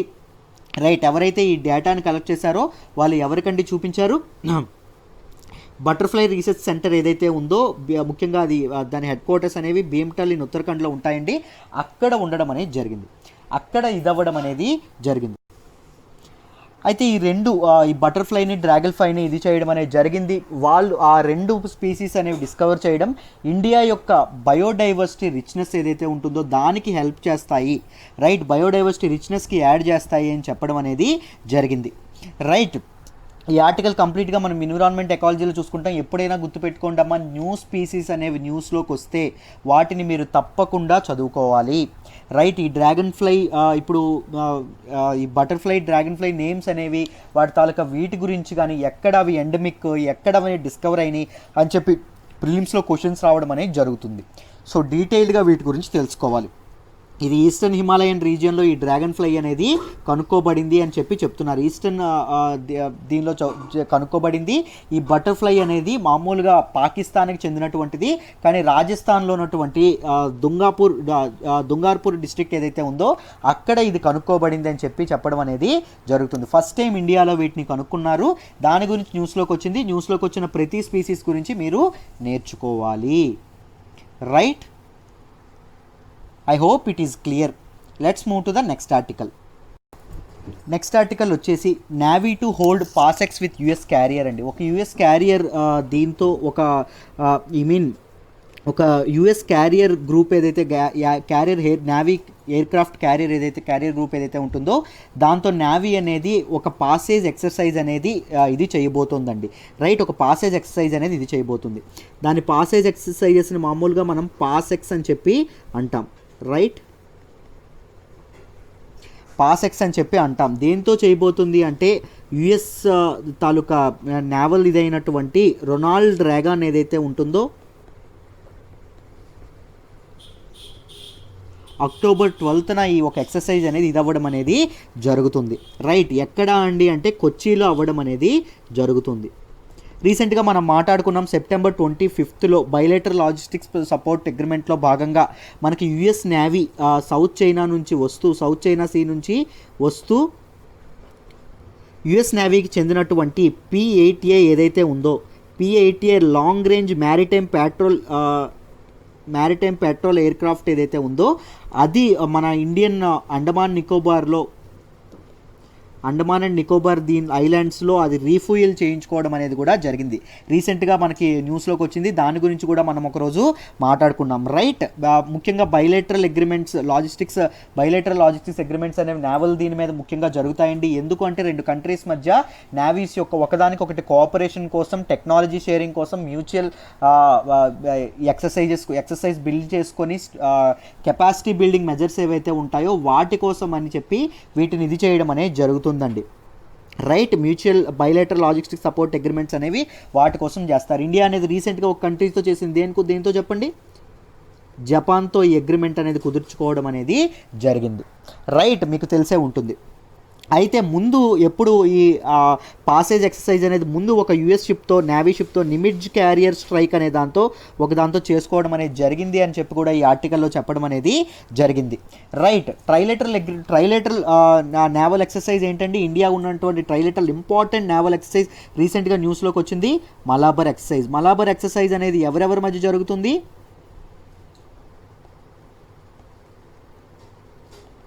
India, US, Japan. దీనిలోకి ఈ మూడు దేనిలో ఉన్నాయండి? క్వాడ్లో ఉండడం అనేది జరిగింది. మీకు గమనిస్తే నేను ఆల్రెడీ చాలాసార్లు చెప్పాను ఇది.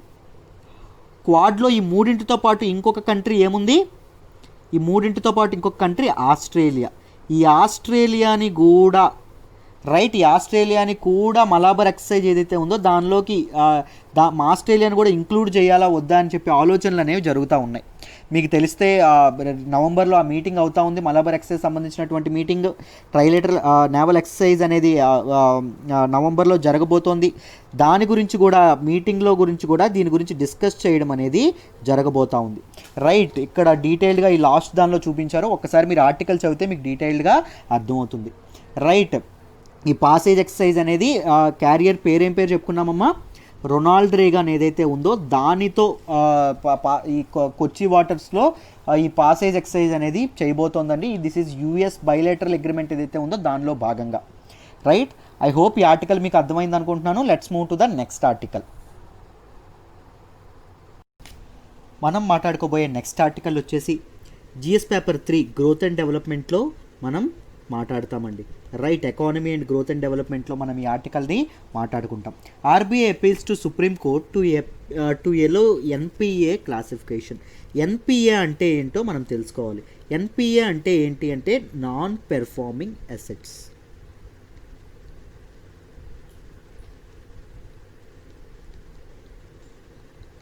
మీ అందరికీ తెలుసు కోవిడ్-19 అనేది మన ఎకానమీని ఎంత డిస్ట్రక్ట్ చేసిందో, ఎంత ఇబ్బంది పెట్టిందో, ఎంత మన దేశందే కాదు ప్రపంచ ఆర్థిక వ్యవస్థలనే సమూలంగా నాశనం చేసింది కరోనా వైరస్, రైట్. కోవిడ్-19 ప్రబలడం వల్ల ప్రపంచం అనేది అక్కడికక్కడ స్తంభించిపోయింది, లేకపోతే ఆగిపోయిందని మనం అనుకోవచ్చు.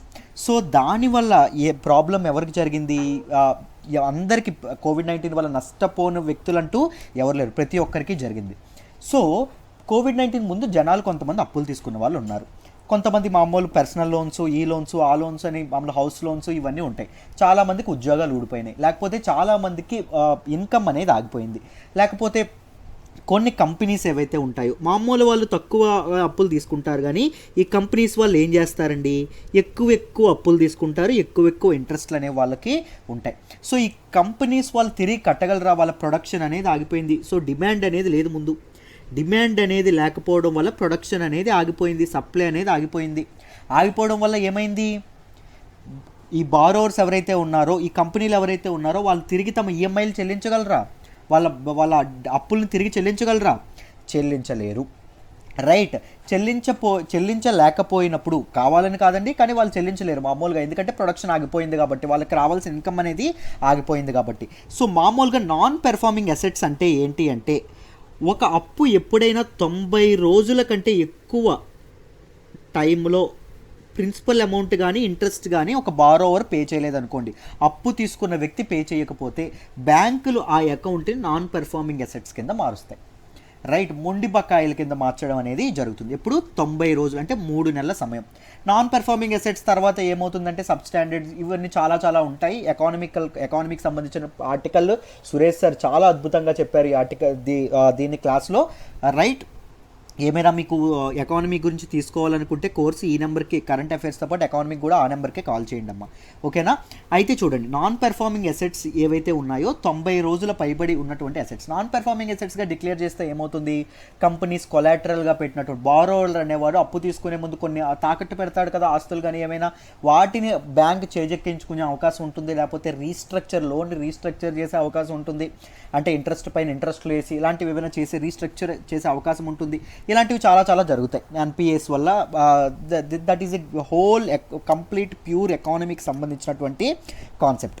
అయితే సుప్రీంకోర్టు ఏం చెప్పింది అంటే, కోవిడ్-19 కారణంగా అప్పులు కట్టలేకపోవడం అనేది వాళ్ళు సొంతంగా చేసిన పని కాదు, కోవిడ్-19 కారణంగా వాళ్ళ ఇన్కమ్స్ అనేవి పోయినాయి, అందుకే అప్పులు కట్టలేకపోతున్నారు కాబట్టి వాళ్ళ అకౌంట్స్ని నాన్ పెర్ఫార్మింగ్ అసెట్స్గా మార్చొద్దు అని చెప్పడం అనేది జరిగింది.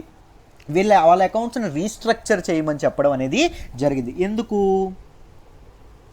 పీపుల్ యొక్క వెల్ఫేర్ కోసం, జనాలు కట్టలేకపోతున్నారు కాబట్టి.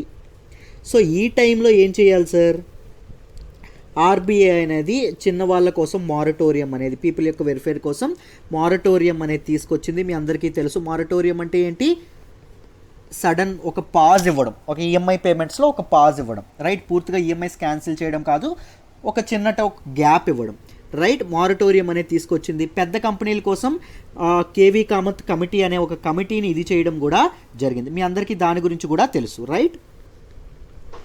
కేవీ కామత్ కమిటీని ఒక దాన్ని నియమించడం జరిగింది. ఎందుకు? పెద్ద కంపెనీల యొక్క లోన్స్ని రీస్ట్రక్చర్ చేయడం కోసం, రైట్. ఈ 2 మెజర్స్ తీసుకోవడం జరిగింది. రీసెంట్గా మనకు సుప్రీంకోర్టు గవర్నమెంట్ని అడిగింది, ఏం చేశారయ్యా, కమిటీ తాలూకు నిర్ణయాలను ఏం చేశారు, జనాల కోసం ఏం చేస్తున్నారు. మారటోరియం అంటే మీరు మారటోరియం విధించారు, గ్యాప్ ఇచ్చారు కరెక్టే, కానీ ఇంట్రెస్ట్ మీద ఇంట్రెస్ట్ అనేది వేశారు, ఈ ఇంట్రెస్ట్ ఉన్న దాని మీద ఇంట్రెస్ట్ అనేది వేశారు. అసలే జనాలు ఇబ్బందుల్లో ఉంటే మీరు ఇంట్రెస్ట్ల మీద ఇంట్రెస్ట్లు, వడ్డీల మీద వడ్డీలు వసూలు చేస్తే ఇబ్బంది పడతారు కదా అయ్యా జనాలు అని చెప్పి సుప్రీంకోర్టు అడగడం అనేది జరిగింది. దాంతోపాటు ఏమంది, అప్పు చెల్లించినటువంటి పీపుల్ ఎవరైతే ఉంటారో వాళ్ళ తాలూకు అకౌంట్స్ని ఎన్పిఎస్గా, నాన్ పెర్ఫార్మింగ్ అసెట్స్గా డిక్లేర్ చేయొద్దు అని సుప్రీంకోర్టు చెప్పడం అనేది జరిగింది. దీనికి రిప్లై ఇస్తూ సుప్రీంకోర్టుకి ఆర్బీఐ ఏం చెప్పడం అనేది జరిగింది అంటే, ఆర్బీఐ రిక్వెస్ట్ చేసింది సుప్రీంకోర్టుకి, అయ్యా దయచేసి ఎన్పిఎస్గా మార్చనివ్వండి, ఒకవేళ ఎన్పిఎస్గా రీస్ట్రక్చర్ చెయ్యకపోతే, మొండి బకాయిలుగా మార్చకపోతే, 90 రోజులుగా పేమెంట్ చేయని వాళ్ళని, అది దేశ ఆర్థిక వ్యవస్థకే, నేషన్ ఫైనాన్షియల్ సిస్టమ్ ఏదైతే ఉంటుందో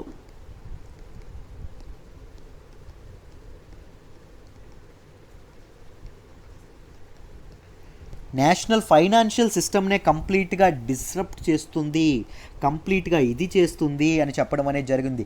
దాంతోపాటు financial health of the country ఏదైతే ఉందో, financial health of the banks ఏదైతే ఉందో అవి పూర్తిగా పాడవుద్ది. ఎక్కువ జనాలకి లివరేజ్ ఇవ్వడం కానీ, ఎక్కువ వేవ్ ఆఫ్ చేయడం కానీ బ్యాంకుల మీద చాలా తీవ్రమైన ప్రెజర్ పడుతుంది అని చెప్పి ఆర్బీఐ తన స్టేట్మెంట్లో చెప్పడం అనేది జరిగింది.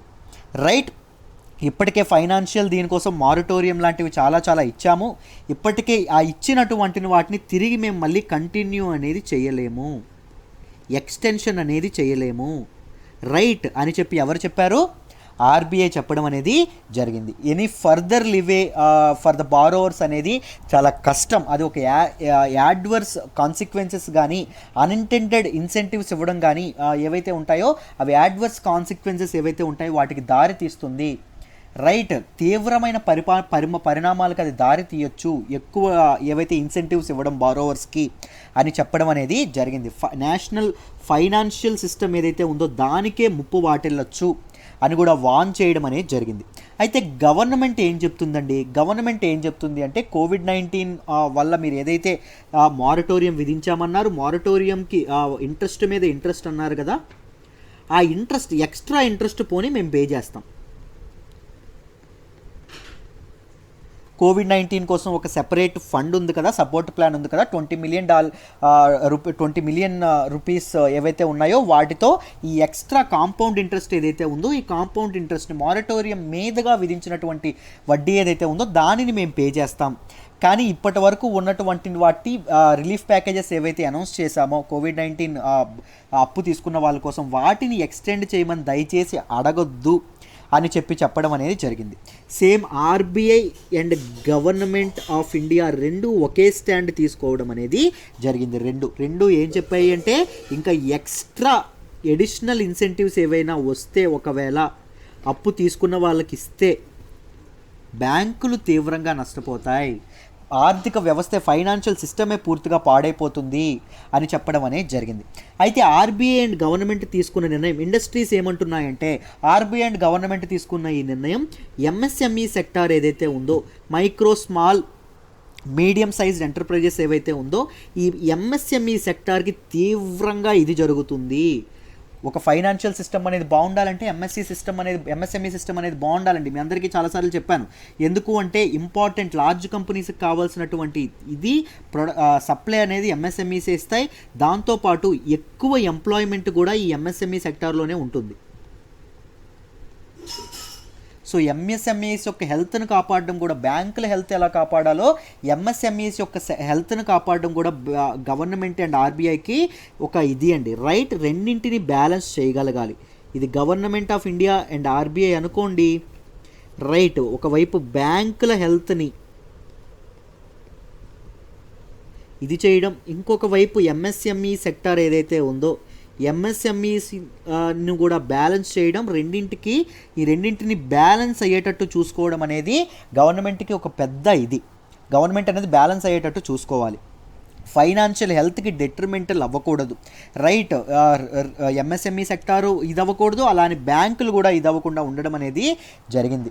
సో ఇండస్ట్రీ కమ్యూనిటీ ఏదైతే ఉందో, ఇండస్ట్రీ కన్సోర్టియం ఏదైతే ఉందో వాళ్ళు కొన్ని మెజర్స్ అనేవి సజెస్ట్ చేయడం అనేది జరిగింది. వాళ్ళు ఏం చెప్పారు అంటే ఇప్పటి వరకు central government, state governments and పెద్ద పెద్ద కంపెనీస్ ఏవైతే ఉన్నాయో, పిఎస్యూస్ కానీ లార్జ్ ఇండస్ట్రీస్ కానీ ఏవైతే ఉన్నాయో ఆ లార్జ్ ఇండస్ట్రీస్ కలిపి మొత్తం ఎంత బకాయిలు 3.5 lakh crores బకాయిలు ఉన్నాయి. ఎవరికి అంటే ఈ ఎంఎస్ఎంఈస్కి. సో ఆ బకాయిలను ఫస్ట్ తీర్చేయండి. ఫస్ట్ అప్పు అనేది తిరిగి తీర్చేయండి, ఆ ముందు ఇవ్వాల్సిన డబ్బులు అనేది ఇవ్వండి అని చెప్పడం అనేది జరిగింది. దాంతోపాటు 15 lakh లోపల ఉన్నటువంటి ఎవరైతే వీళ్ళు ఉంటారో, లెస్ దాన్ 15 lakh ఆదాయం కలిగినట్టు వాళ్ళు ఎవరైతే ఉంటారో వాళ్ళ మీద ఇన్కమ్ ట్యాక్స్ ప్రస్తుతానికి వేవ్ ఆఫ్ చేయండి. దాంతోపాటు మార్చ్ 2020 వరకు జిఎస్టీ ఏదైతే ఉందో జిఎస్టీ మీద కూడా మాకు జిఎస్టీ ఇది చేసినటువంటి ఏదైతే ఉందో బిల్లింగ్ కూడా వాటిని కూడా వేవ్ ఆఫ్ చేయండి కంప్లీట్గా మార్చ్ 2020 వరకు అని చెప్పడం అనేది జరిగింది. దాంతోపాటు సెంటర్ అండ్ స్టేట్ బడ్జెట్స్లో 75% బడ్జెట్ అనేది న్యూ జాబ్ ఆపర్చునిటీస్ కానీ న్యూ ఇన్వెస్ట్మెంట్స్ కానీ ఇది చేయడానికి వాడండి అని చెప్పి ఇండస్ట్రీ కన్సోర్టియం ఏదైతే ఉందో అది సజెషన్స్ ఇవ్వడం అనేది జరిగిందండి. దేనికి సజెషన్స్ ఇవ్వడం అనేది జరిగింది? గవర్నమెంట్ అండ్ ఆర్బీఐకి ఇవ్వడం అనేది జరిగింది. ఆర్బీఐ అండ్ గవర్నమెంట్ ఏం చెప్తున్నాయి? ఎన్పిఎస్గా ఇది చేయండి, ఎన్పిఎస్గా ఇది చేయకుండా, ఎన్పిఎస్గా క్లాసిఫై చేయకపోతే ఇన్ కేసు రైట్, ఎన్పిఎస్గా మేము క్లాసిఫై చేయకపోతే, ముందు బకాయిలుగా మేము క్లాసిఫై చేయకపోతే ఏం జరుగుతుంది సార్? ఫైనాన్షియల్ హెల్త్ అనేది ఇదవుతుంది, డెట్రిమెంటల్ అవుతుంది. హెల్త్ దాంతోపాటు ఫైనాన్షియల్ సిస్టమ్ ఏదైతే ఉందో అది డిస్టర్బ్ అవుతుంది కంప్లీట్గా, బ్యాంకుల యొక్క హెల్త్ పాడవుతుంది అని చెప్పడం అనేది జరిగింది. Right, these are the things.